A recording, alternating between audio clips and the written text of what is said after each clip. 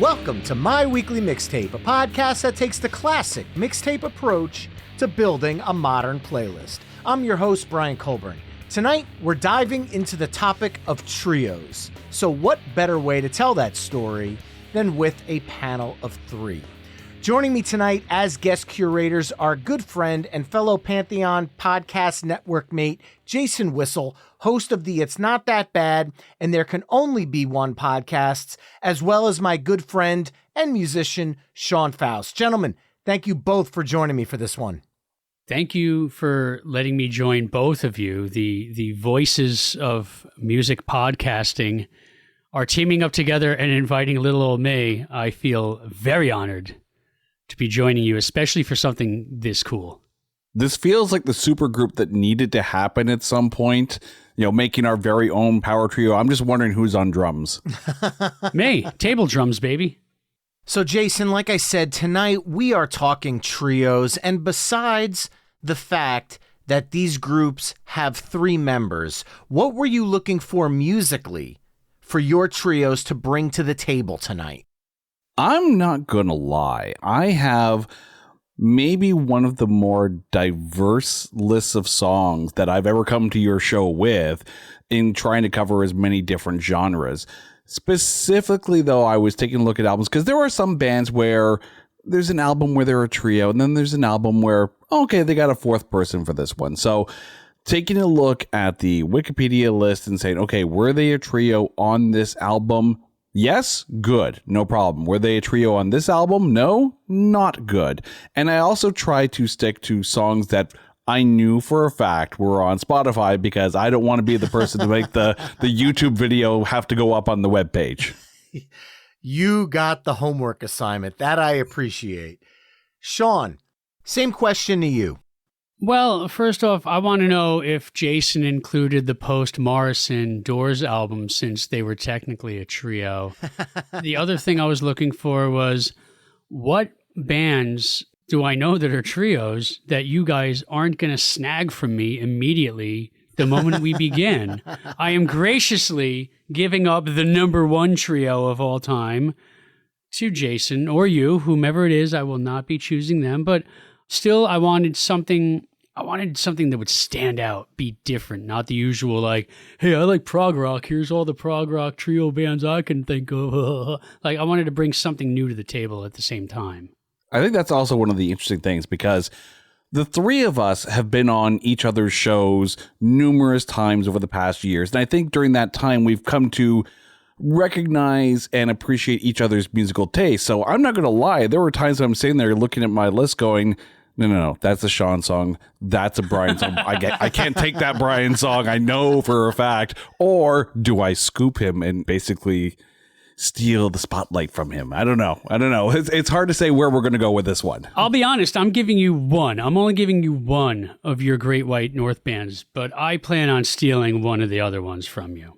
Oh, I have a feeling I know which one it is. Of course you do. We'll see which direction it goes, though. It'll be interesting to see. Well, let's get down to business. Tonight, as I mentioned at the top of the show, Jason, Sean, and I will be curating the Ultimate Trios playlist, and we're going to use the old cassette deck approach.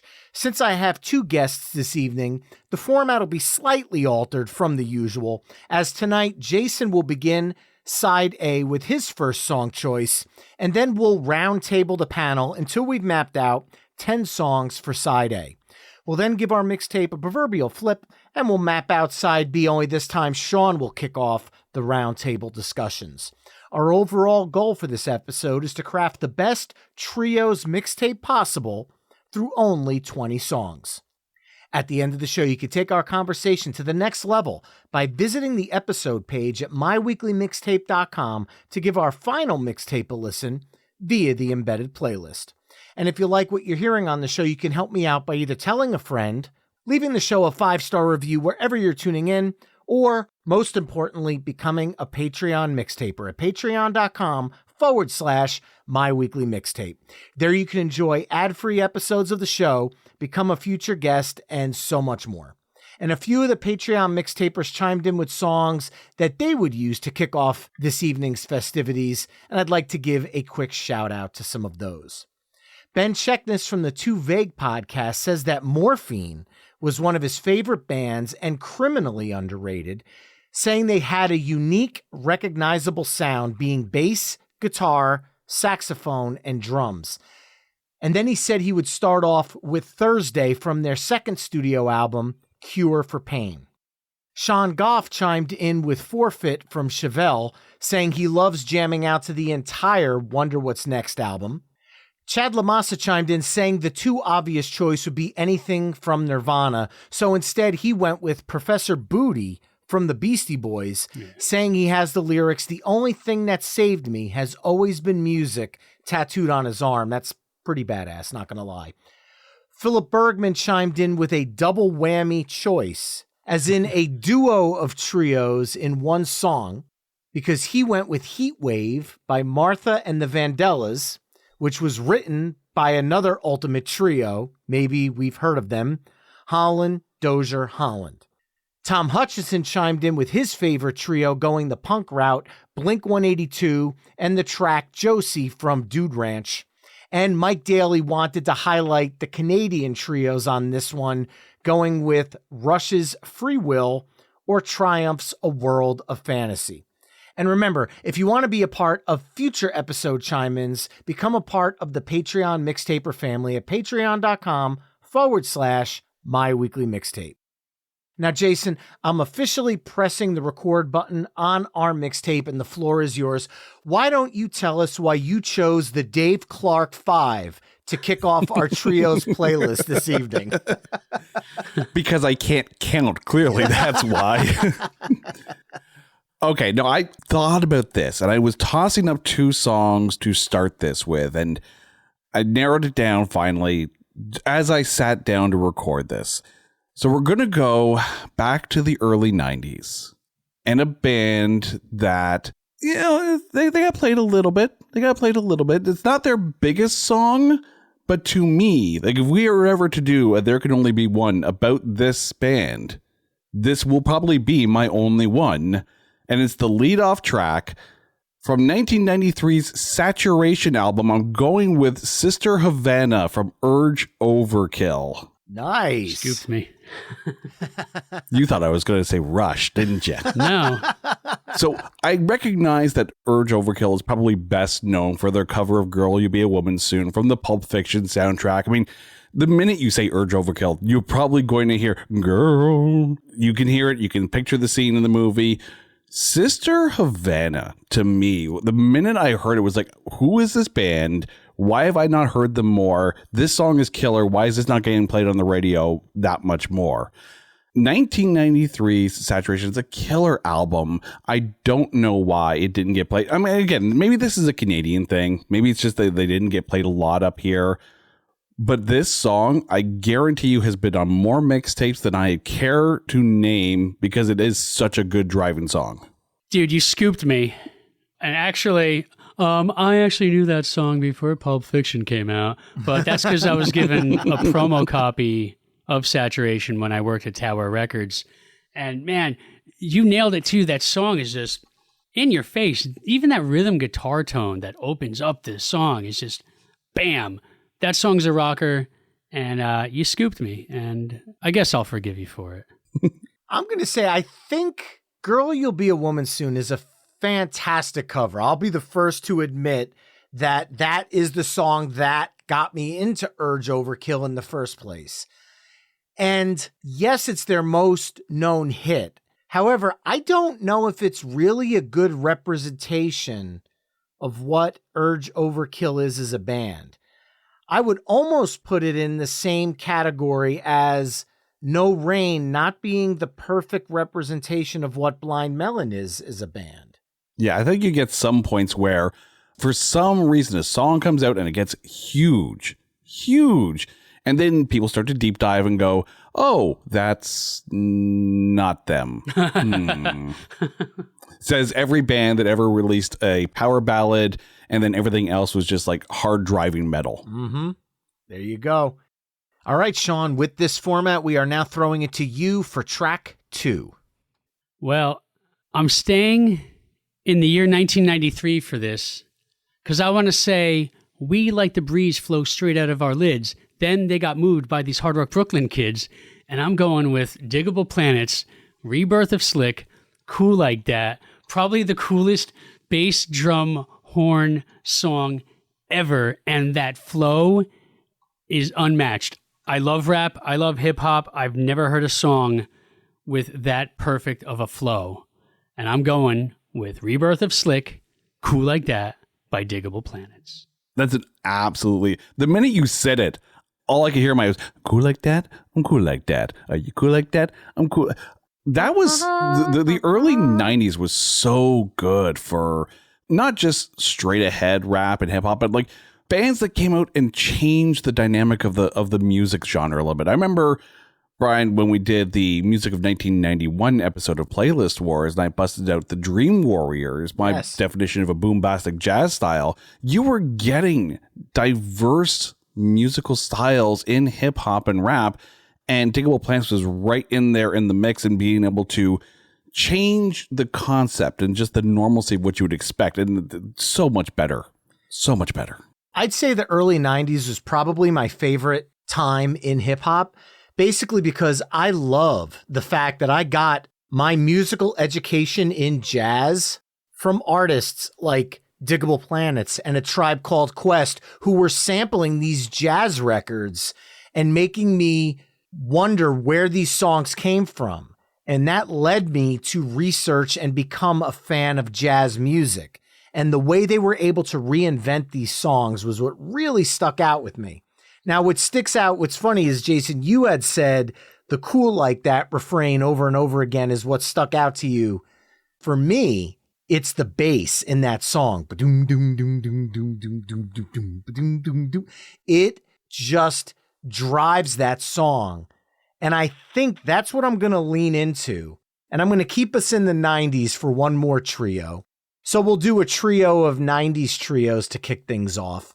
Wow. And when I think bass, there's only one place I can go. And I'm going to go actually with a song that might not be the band's biggest hit or most well-known song, but I think it's the song that truly represents what is possible from this trio. And that trio consists of Larry Lalonde, Tim Herb Alexander, and the mighty Les Claypool.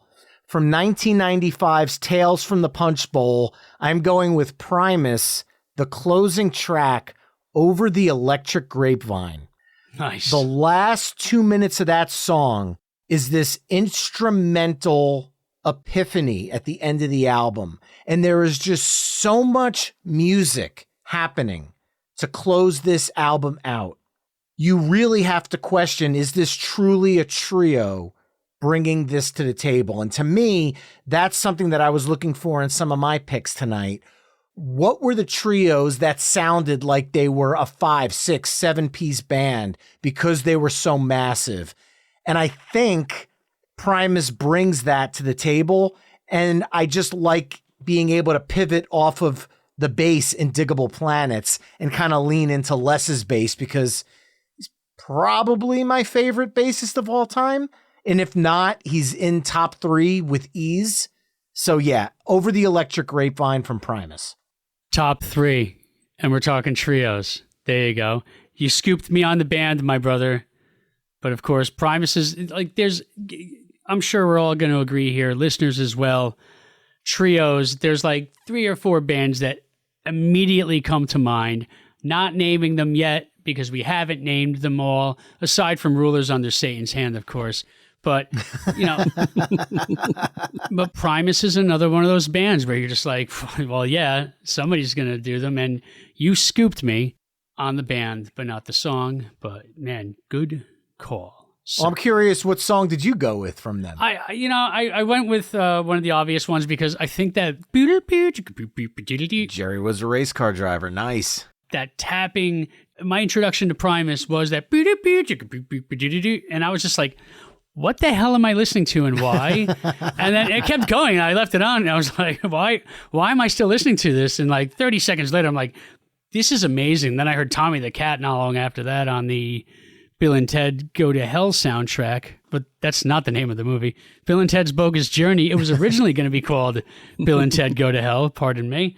And I was just like, wow. So this Primus band, they're onto something. These guys are going to go somewhere. Yeah, I'm not going to lie. You scooped me as well on the band, but I had 3 songs from them. I had a trio of songs from them, actually. I had My Name is Mud, Winona's Big Brown Beaver, and Nature Boy as well on my list, just because I didn't know which direction we were going to go, but you knew the Primus had to be in there. And yeah, Les Claypool is one of those musicians that's so damn good that you love them, and then you hate them because you'll never be that good.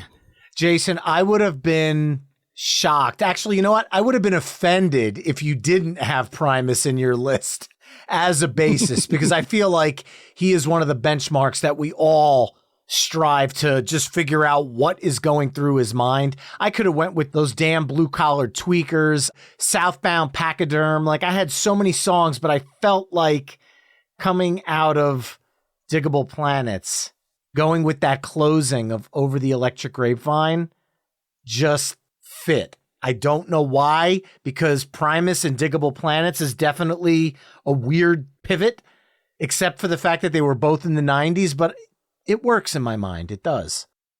Jason, we're back to you now for track 4.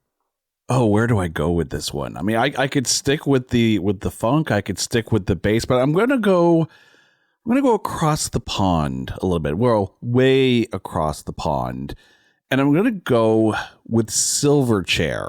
Off of their Neon Ballroom album, which their 3rd album, so after a trio of albums, which to me, Neon Ballroom is obviously their best album. It is so good and so underrated. I'm going to go with the lead-off track off of that, Emotion Sickness.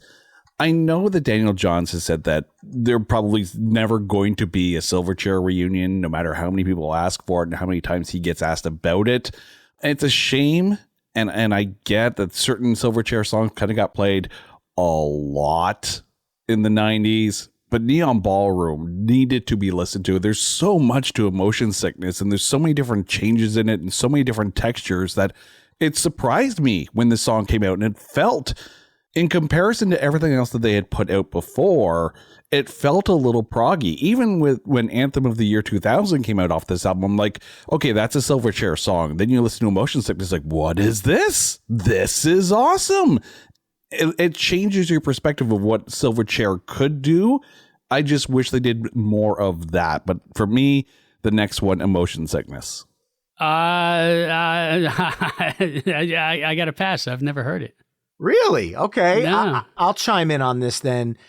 When they dropped the first single, Anthem for the Year 2000, I had gotten that on CD single, and I want to say it was a radio promo, but it was in a 50-cent bin at a record store. So I grabbed it, and to me, it just felt like the next album from Silverchair.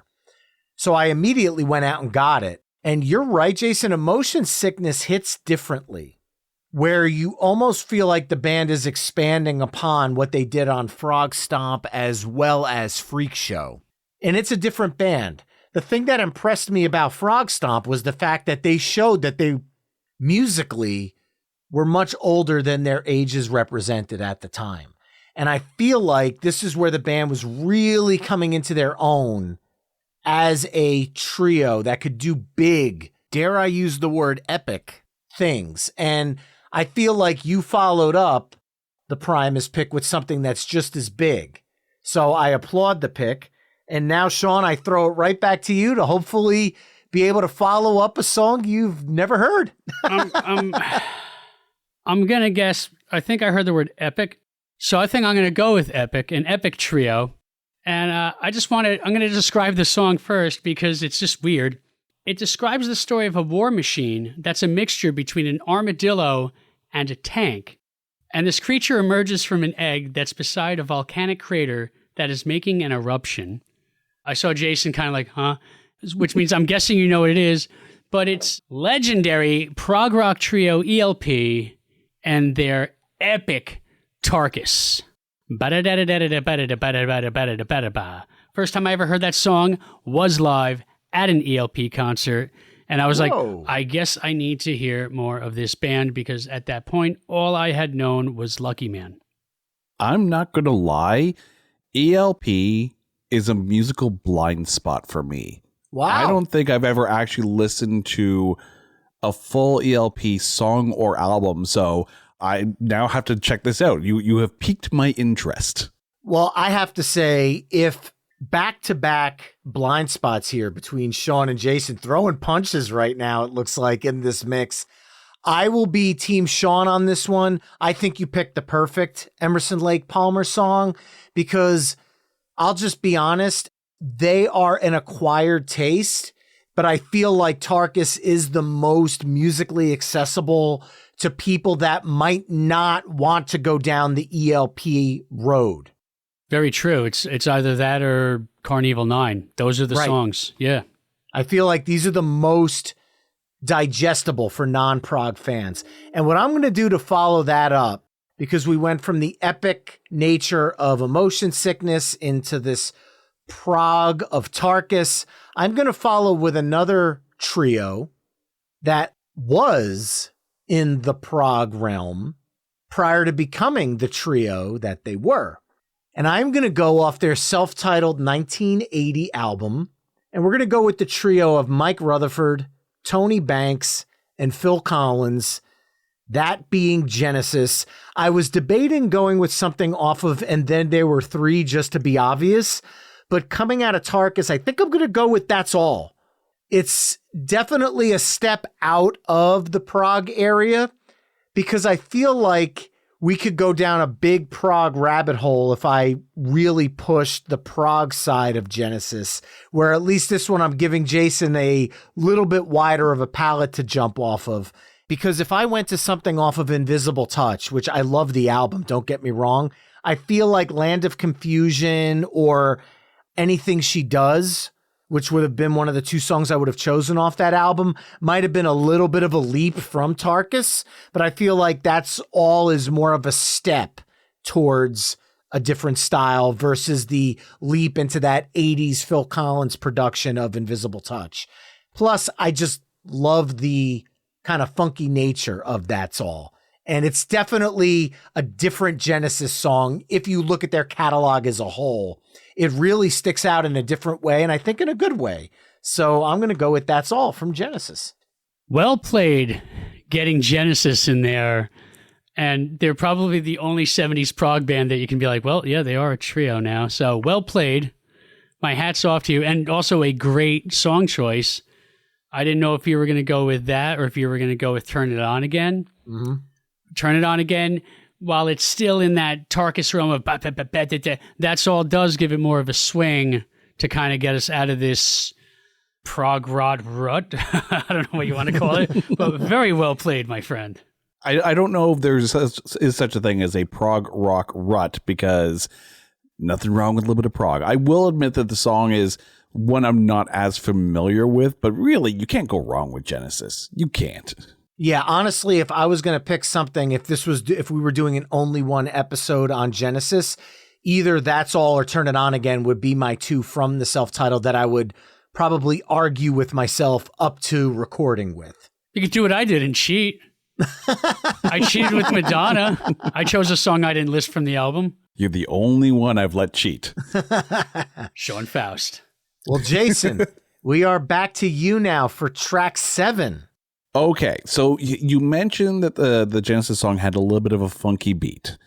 So I'm going to stick in that 80s realm. And I'm going to go with Brian Setzer, Lee Rocker, and Slim Jim Phantom. I'm going with the Stray Cat Strut. Yes! From Stray Cats. Yes! Okay. As someone who in high school took string music and played an upright bass for 5 years, not 4 years, millennials, 5 years of high school playing that upright bass. This was my escape in high school. This was what got me through 5 years of high school, was string music class, playing in orchestra. And to all my teachers who are listening right now, yeah, I skipped your class and I hung out in the music room and I played upright bass while I should have been doing English or math. So sorry, not sorry, but it was my safe spot. And when you see a band that uses an upright bass, which wasn't very often, yes, of course, we had the Bare Naked Ladies in the 90s, so I gravitated towards them. But Stray Cat Strut, hells yeah. That's the only other band besides Sting when he went solo that I can think of that plays live with the upright bass from that era. Wow. Yeah, you almost scooped me, but I decided to leave them off the list, and now I'm kicking myself in the butt for leaving them off the list. But you would have scooped me anyway. What a choice. Damn you. Very much damn you, Jason, for the fact that you scooped me on the band, the album, and the song. Stray Cat Strut, easily my favorite Stray Cat song of all time. I'll even go on record saying that Stray Cat Strut's one of my favorite songs of the 80s and maybe all time. There's something about the coolness that oozes from that song. As a kid, I don't know, Jason, if you had the Disney Channel in Canada, but there was a show called DTV on the Disney Channel, and they took popular songs and would recut Disney movies and cartoons to popular songs. And one of the ones they did was Stray Cat Strut cut to the Aristocats. And it was I fell in love with that cartoon as a kid. And then my parents got me the album and I fell in love with the Stray Cats. So one of my favorite songs of all time. So total scoop, but I'm so glad now that leaves me room to pick something else from my list. Oh yeah. And that, you have to think that actually, the fact that the Stray Cats had gotten so big did actually have a spillover effect into Canada as well. Colin James, who when he first came out was very much an 80s rock kind of almost, I don't know how I would describe it, but blues guitar, but made for pop rock radio. And then eventually he released Colin James and the Little Big Band Orchestra, and it was all like big band swing tunes, and you could hear that Brian Setzer influence. And as a guitar player, you could see Colin James and Brian Setzer kind of on the same level. So I wonder if some of that, the Stray Cats influenced Colin James to make that album, but that album was phenomenal too. So Sean, what are you going to follow Stray Cat Strut up with?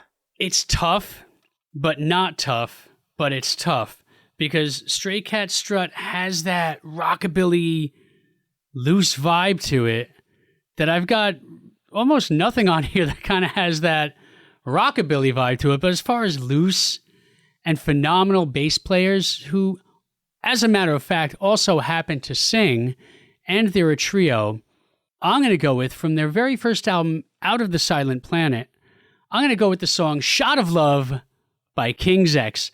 Loose, laid back, perfect harmonies, perfect song. Not as familiar with the song. I will get a little inside baseball for all the My Weekly Mixtape listeners. I am in preparation right now for a King's X episode of There Can Only Be One. So I'm going to be deep diving down that discography very, very soon. So, Sean, I will let you know when I get to that one. But King's X are freaking phenomenal. Good luck picking anything off of that first album. Well, the rules be rules, so I got to follow the rules. But I remember having the Hard Music Volume 1 cassette, and Black Flag was actually on that cassette. And I played that may have been my favorite compilation album of the 90s ever. Like, literally ever. There's so much good stuff on that one. And that was my first time actually ever hearing King's X. And I'm so looking forward to now deep diving into their discography. Do it. I saw them right before I saw Candlebox the same night. Oh, wow. Yeah. Good night. Love the pick, Sean. I actually had Dogman on my list. And then with a little asterisk next to it, if we were going down a cover song rabbit hole, I could have pulled out their cover of Manic Depression. But I like where you went, going with Shot of Love instead, because I have to follow that up. And God, I don't have anything else that really, like, Genesis to Stray Cats to King's X. That's a lot of pivoting. So I could, the boat is rocking right now. So I could rock it a little bit more. And I'm going to do that. And I'm going to rock it with a band that brings a little bit of rock, a little bit of punk, and a little bit of reggae. Oh, you son of a bitch. To the fold. You're fucking, I already know what you're talking about. I'm sorry. I don't mean to curse. I'm sorry, but like, you're gonna scoop me on the band. I bet. All right. I'm sorry. Go on again, and I'll stop cursing at you. Sorry. This is your blooper reel for the end. There you go. Let's go with Andy Summers, Stuart Copeland, and Sting from 1979's Regatta de Blanc. I am going to go with The Police, and I'm going to go with Message in a Bottle. There's something about that song that I feel brings the rock side that we've been really putting together on this mix, whereas the other song I had listed was King of Pain, and I felt like King of Pain, like I said for Genesis, going with That's All. Land of Confusion, if we were in that Land of Confusion, more 80s space, I feel like King of Pain would have been the choice.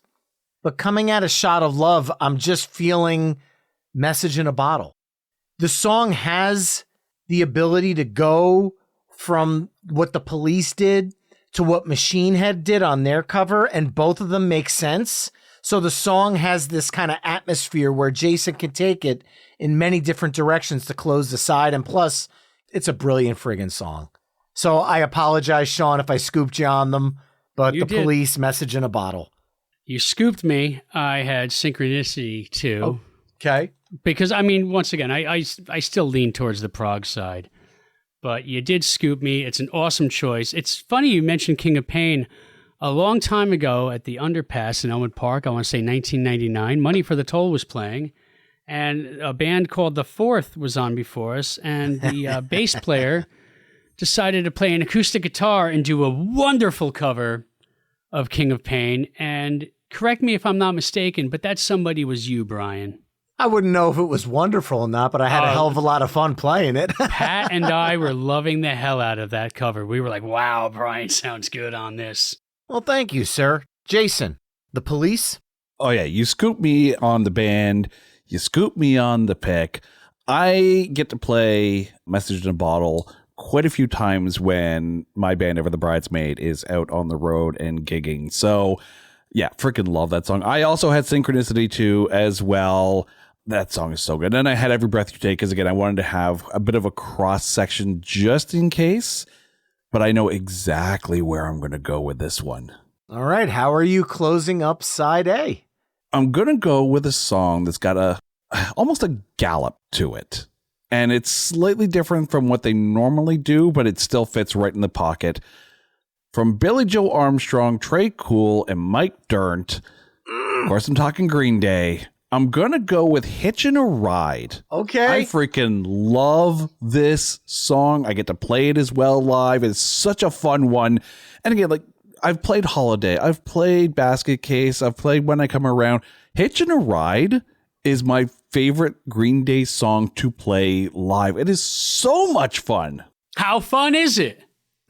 So much fun, John.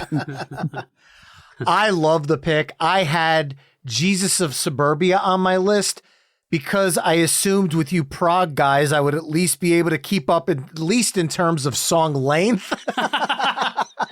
And now you scooped that from me, but I will tell you, you scooped it with probably my second favorite Green Day song, to Jesus of Suburbia.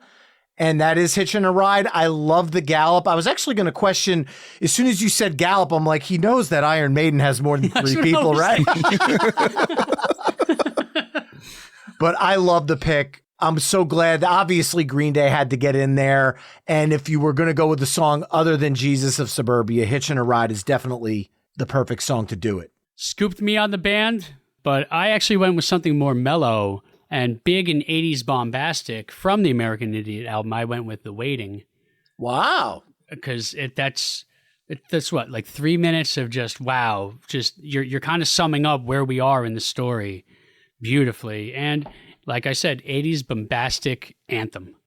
Well, there you have it, folks. Side A of our Ultimate Trios mixtape, which kicked off with Urge Overkill's Sister Havana, Diggable Planets, Rebirth of Slick, Cool Like That, Primus's Over the Electric Grapevine, Silverchair's Emotion Sickness, Emerson, Lake and Palmer's Tarkus, Genesis, That's All, Stray Cat Strut, King's X, Shot of Love, The Police, Message in a Bottle, and Green Day, Hitchin' a Ride.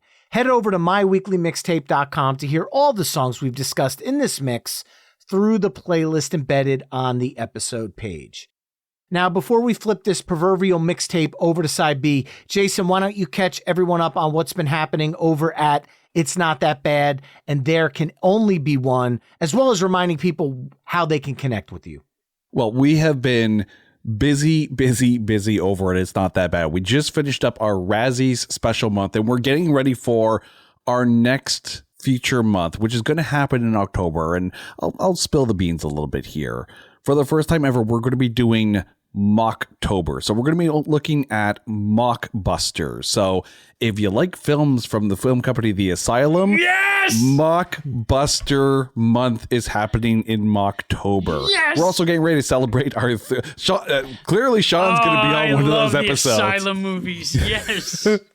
You know I was going to call you up for that, right? Oh, hell yes. We're also getting ready to celebrate our third full year with It's Not That Bad. So clearly come August, there's going to be some celebrations. And then on There Can Only Be One, we have so many episodes that we're coming up with. And we also still have Spin, Shuffle, Skip. So that's been chugging along. And we're actually now into our second year with There Can Only Be One. And it feels so long ago that we started this, and Brian like tossing the idea back and forth with you, and recording some of those early episodes, and Sean going through so many good albums with you. Like, there is so much fun going on that channel. And if you're looking for all of those shows, you can find Not That Bad and our Keep Watch Pass show on social media at Not That Bad Cast. For There Can Only Be One in Spin, Shuffle, Skip, you can find that at Only One Cast, and you can find everything all in one place at notthatbadcast.com. And Sean, any news on your end of the spectrum that you'd like to share and remind listeners about how they can connect with you? Well, I woke up today and I fed my cats. I had some coffee and I went to the chiropractor. Is that too detailed? A little bit. Oh, okay. Well, as always, I'm still trying to raise money to save cats all over the place. 1 million sales of Gin Asylum, or Who Are You Anyway lately? That seems to be, the plays I've had on that in the past few days have jumped significantly. So, but raising money, and it's, sadly, it has to start here at home. My youngest is ill with a very expensive treatment for a very, very terrible illness that I hate more than any other illness, but we're going to stay positive because things are looking good. We're keeping everything just flowing, going well. So please, Sean Faust, buy my music, Gin Asylum, or Who Are You Anyway? Or if you're in the mood to just jam around, Happy Song. And also, I'm so happy to announce this. You guys have to see the jacket. I just tried on the jacket the other day. It is awesome. Goes perfectly with the wig. I am now, once again, David Bryan in Slippery When Wet, New Jersey, the United States' longest running tribute to Bon Jovi. JoviTribute.com. Check it out. When and where we're playing. Pictures, message board, I think, email. Yeah. Just talk to us. We talk back. I'm psyched to be doing that again. We're on to bigger and better things doing that. And I might or might not be talking about Bon Jovi with Mr. Jason on It's Not That Bad. I'm just kidding. Only one. Well, Sean, we are going to stick with you now and kick off side B of our Ultimate Trios mixtape. So why don't you explain to us why you chose the Trans-Siberian Orchestra to kick off? Because Savatage is one of my all-time favorite bands, and to this day it still annoys me that all they did was lift Christmas Eve Sarajevo 1224 from the Dead Winter Dead album and just put it opening up their own album instead of just recording some new stuff. They just recorded a bunch of old stuff and wrote Christmassy lyrics to it. Kyrie la la la la, Kyrie. But no, a good call there, Brian. However, I did not go with TSO. So what are you kicking off side B with? I kind of want to kick off with some rock, like some rock and roll. But I don't want to get too like ba ba ba ba ba yet, and I don't want to be like ba ba ba ba ba, right? I don't want to get into that yet. So I'm thinking back to the 90s. the hair stuff was starting to go, but there was a band called Blue Murder, and they had a track called We All Fall Down that it's just such a great side opener. I made many a mixtape in the 90s, and that would always be a side opener, side A or side B, but I'm going to go with We All Fall Down by Blue Murder. I'll admit, I'm not as familiar with Blue Murder as I probably should be, but having a quick listen to the song, it's got a good beat. It's got a solid kick to it. So clearly you're getting the energy up for side B. And I'll say this, Sean, I'm surprised to hear Blue Murder and excited at the same time because they kind of came up at that tail end of the hair band era where there was some really good bands that just got swallowed up by the alternative movement. And I'm talking about bands like Babylon AD, Cleavage, Baton Rouge, Roxy Hardline, Blue, Roxy Blue, Slick Toxic. Oh, wow, Slick Toxic. There was a lot of bands in that time that, to me, I still really wrap up in that 80s hair band scene, even though it was in 89, 90, 91, 92. And Blue Murder falls into that. Now, Sean, shame on you for picking a song that's not on Spotify. I'm kidding, of course, but the song isn't on in the studio version, but you can get on the Blue Murder Live Screaming Blue Murder album from 94. You can get the live version of We All Fall Down. Are you okay with that? I am fine with that. I'm sure it's just as awesome. All right. Well, with that, I get to follow it up. And damn it. Okay. There are so many bands in my mind that if we don't get to, it's going to be criminal. Well, Fiona Apple's a solo artist, so you can't go with that.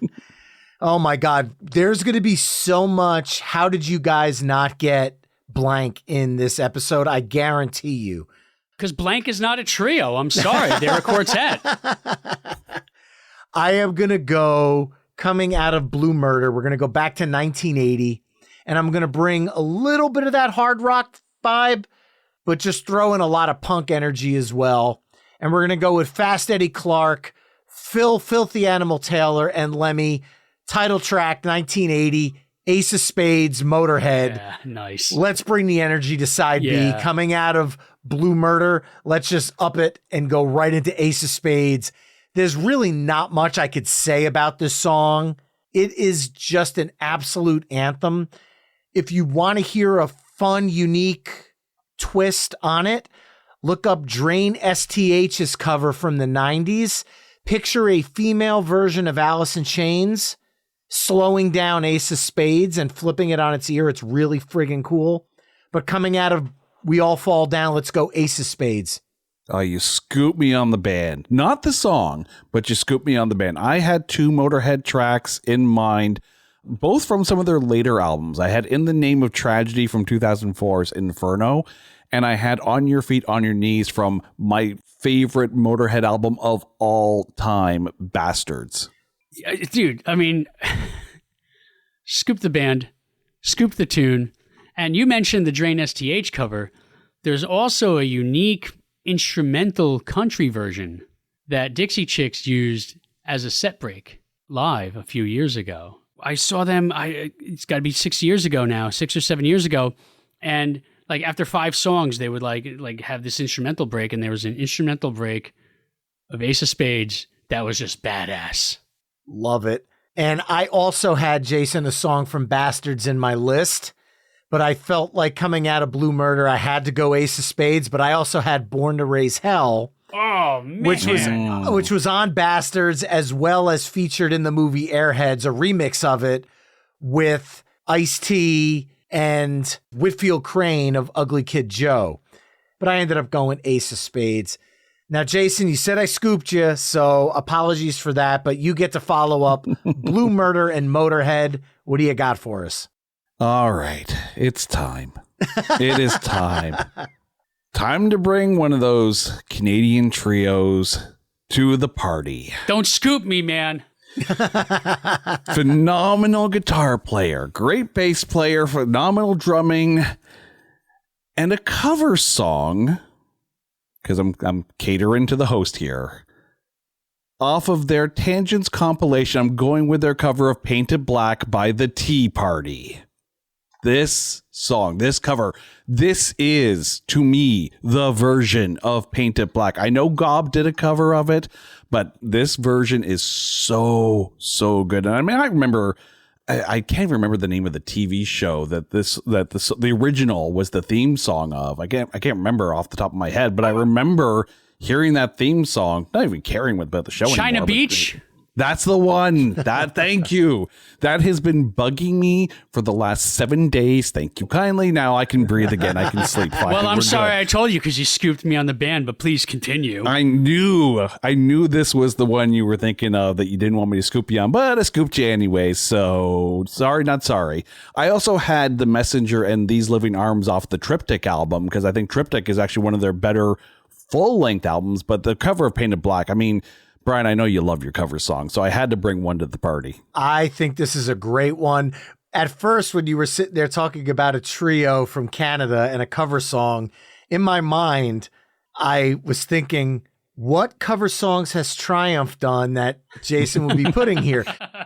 Bravo. I great cover. There's a lot of versions of Painted Black that I enjoy. Johnny Lang does a version from this movie soundtrack for Love of the Game. Live does a great version of it. I mean, this song can be it's just a fantastic song that can be reimagined in so many ways and works so well. So I love this version though, definitely, because it brings your Canadian side to the table as well. Right? And how many people are now sitting there going, when are you getting to Rush? When are you getting to Rush? Oh, you're Canadian. You're building the anticipation. And when you started saying, I'm going to go with a trio from Canada and go with a cover, there was a small part of me goes, he's not picking Summertime Blues from That's Rush. what I was thinking too. I was so scared. So I dismissed that one quickly. And then I was thinking Triumph. And then I was like, oh no, here we go. But great pick. Sean. First of all, dude, you scooped me. You scooped me. I was giving you Rush. I was going to be like, let my friend from the Great White North have his Rush and eat it too. And then you scoop me on the Tea Party. And not only did you scoop me on the Tea Party, I mean, that first album is the Doors, just heavier with no keyboards. I was going to go with Release, by the way, which is a much more mellow, I'm sad kind of song. So you still went with upbeat, but to follow their cover of Painted Black, what I'm going to do is I'm going to head south and then all the way out west. And I'm going to ask you, have you ever had big dreams of making whipped cream, big shot, heavy hitter on the main scene? You want to look trendy in a Bentley, be a snob, and never act friendly? I'm going to go with Rock Superstar by Cypress Hill. Hell yeah. What a heavy tune. Not what I expected at all from them when that song came out. That song literally, at least in New York, blew up so quickly because the rock stations and the hip hop stations were playing it simultaneously, because you had Rap Superstar playing on the hip hop stations and Rock Superstar playing all over 92.3 K-Rock. This relit Cypress Hill on mainstream radio. Obviously, Cypress Hill's put out amazing stuff throughout their entire career. Up until recently, their new albums are fantastic. They are one of the premier hip-hop trios of all time. And I love the fact that you kept it in the rock side of things by pulling that into the mix. So bravo on that choice. When you think about the rap, rock, or rap metal jam, Bring the Noise from Anthrax and Public Enemy, probably the first song that comes to mind for a lot of people. At least it does for me. The entire Judgment Night soundtrack. I would go out on a limb and say Rock Superstar might be the best cross-genre mashup yet. Period. Wow. And even saying better than Anthrax's Bring the Noise. Like, it's so good and covers so... And still, to this day, that song comes on and people lose their ish. You don't hear people playing Rap Superstar. They're playing the rock version. There's a reason why. It is that damn good. It really is. And it crossed over. I mean, the hip hop stations were playing Rap Superstar at the time, like I had mentioned, but the longevity of Rap Superstar has not surpassed Rock Superstar, that is still played on rock radio to this day. And now, damn it, there are so many groups that I want to get to. All right. We're going Rock Superstar. We're going to go back to 1994. Mike D, Ad Rock, and the late, great MCA. From Ill Communication, we got to go Sabotage. I am so torn right now because part of me wanted to bring Run DMC into the fold, but Sabotage just musically comes out of Rock Superstar. It's like the chef's kiss. So I think just that's the end of this side. You just ended the tape. Yeah, you scooped me on the Beastie Boys. I had No Sleep Till Brooklyn and Girls, depending on how much fun we were having with our mix at the time. But you can't really have a trio mixtape without having the Beastie Boys. Like, pure, iconic leaders of the genre. Like, doesn't matter what you were into the Beastie Boys, period. You liked rock, you liked the Beastie Boys. You like rap, you liked the Beastie Boys. You like pop, you liked the Beastie Boys. They covered it all. There might be one of the most universally loved groups of any genre. Could not agree more. And what I will say to that, Jason, is there are a lot of beloved trios. And I'm going to pitch this to Sean as well, that the three of us have left off the table. There's only 5 picks left. You each have 2, and I'm down to 1, unless I want to throw a curveball in here and make this a 21-song mixtape. But we got a lot of big names we got to check off here. Jason, what do you got for track 6? Do we have to check them off, though? Because I'm thinking I'm going to stay in New York State for this pick. And a band out of Poughkeepsie. Chrissy Costanza, Dan Gow, and Will Ferry. The band is called Against the Current. They have this very Paramore vibe kind of rock feel to them. So I'm going to go with one of their more recent singles, Silent Stranger. If you like Paramore and you aren't listening to Against the Current, you're missing out on something. I'm just waiting for the minute when they blow up because it's bound to happen. Now, I will add this to what you're saying. Against the Current is early Paramore. Mm-hmm. The punk, rock, emo side of the spectrum. The Misery Business, the Hallelujah side of Paramore. Brick by Boring Brick. It's not the News, This Is Why, a little bit more of the pop side. Against the Current is the early 2000s Paramore at play. So I applaud the pick, and I'm starting to sweat like Key and Peele down the side of the face, seeing the bands that are not on this list. Sean, Against the Current. I mean, since you mentioned Paramore, and this is kind of like early Paramore, I'm going to go to mid to later Paramore, and I'm going to choose Paramore, and I'm going to go with Hard Times. Because I think Hard Times, it's got that kooky early 80s vibe. And it was weird for me because it was either going to be Hard Times or it was going to be Ain't It Fun? Because Ain't It Fun has that huge, like, don't go crying to your mama, like the Taylor Dane, na, na, na, na, na, na, na, na. But Hard Times is just, it's so kooky and fun that I just wanted to go with that. You realize I can't hear that song now and not think Taylor Dane. It's stuck in my head now. I'll never be able to disassociate the two. To the point of Taylor Dane now needs to make a cover of that song. Jason, I'll be your shelter. I'll be the one to get you through the night. I mean, Paramore is freaking huge. And there's big questions because they completely scrubbed their social media. And people are like, whoa, what happened? I'm sure we're probably going to get more Paramore down the road. But that early Paramore era is so good. And I think that's why, I like listening to bands like Against the Current, and there's another one I think they're out of Australia, Tonight Alive. So freaking good. But yeah, Paramore almost had to be on here as well.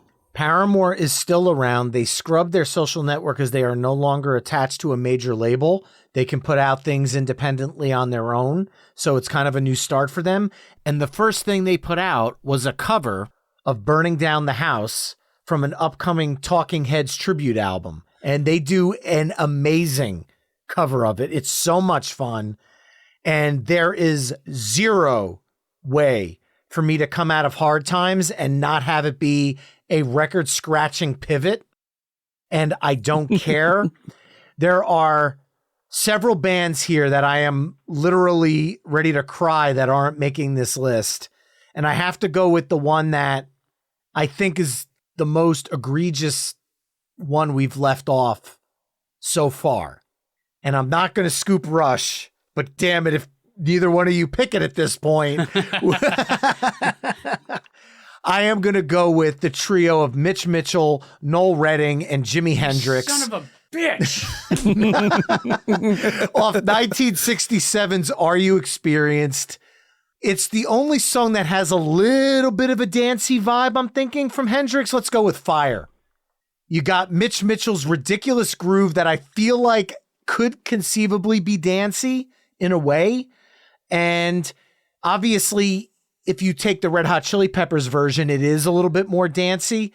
You could also take Alice Cooper's version in the 90s, which is definitely more rock, but you can't think of trios and not think of The Experience. They're one of the ones that really took blues rock to a completely other level. And when I listen to Fire, in my brain, I always tell myself, that's not a trio, but it is. And sorry, Sean.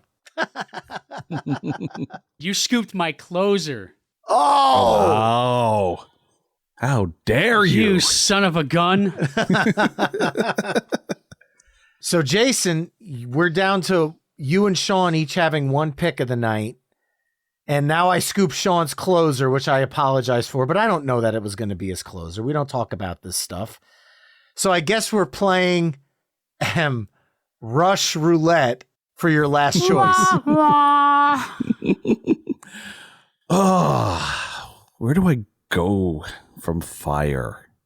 Do I pull the trigger on the Rush Roulette, or do I go a different direction?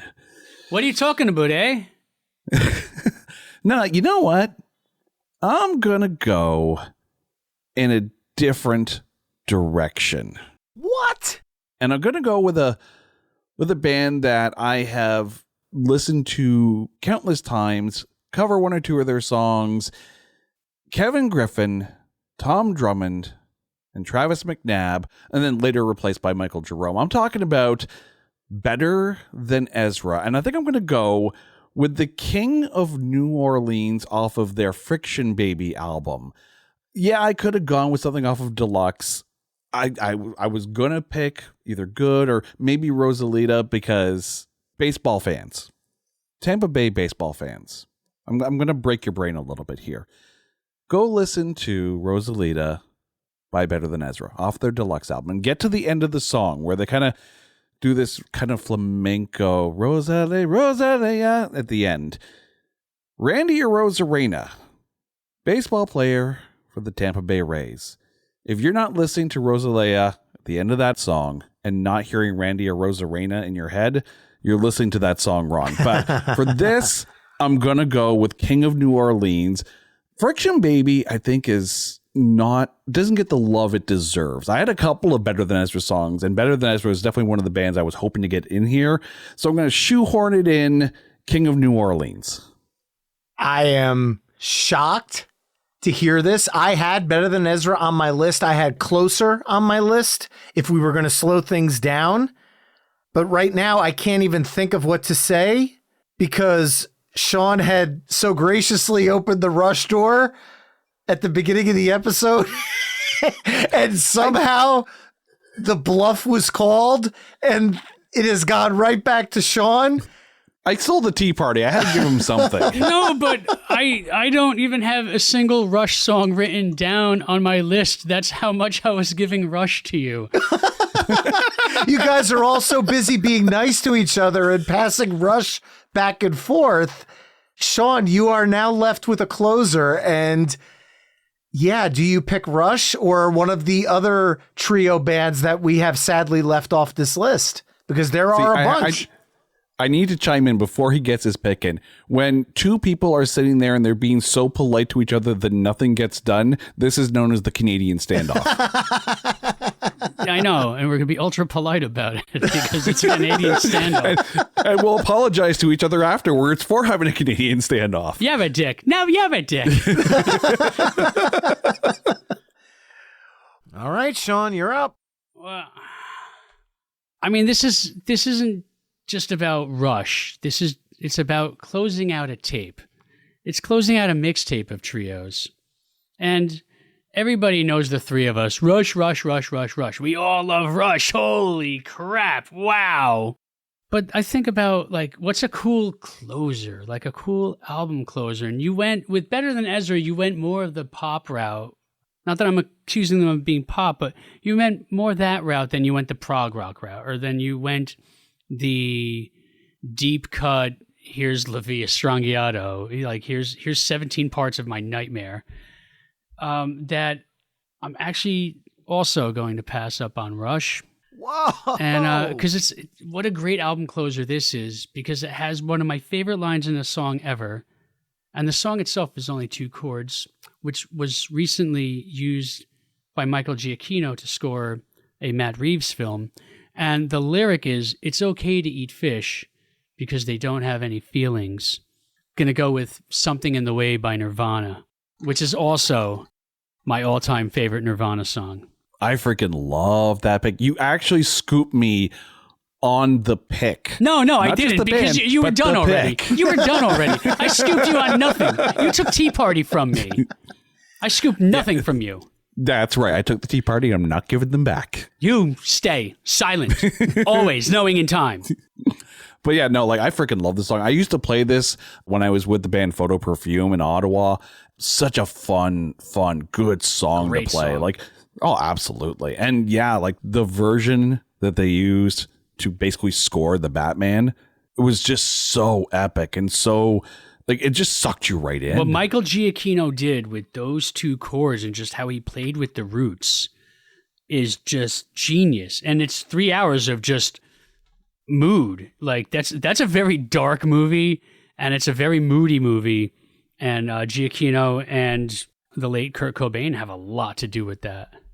All right, I don't know about you guys, but myself, probably along with everybody listening right now, has not heard the last 2 minutes of what you guys were talking about because they're probably screaming and throwing things and having an absolute fit.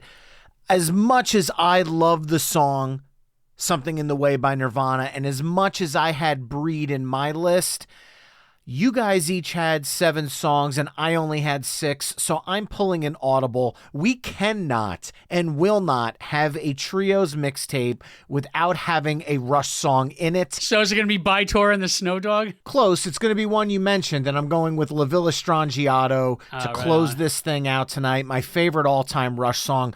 We have a fantastic episode featuring Steve from the Something for Nothing podcast, the Ultimate Rush playlist. I highly suggest going back and getting all of your Rush fill that we unfortunately did not provide tonight. I am still absolutely shocked about this one. And yeah, I'm kind of at a loss for words, which doesn't happen very often. Damn it. Man, speaking of going from a dark mood to like a dark nightmare.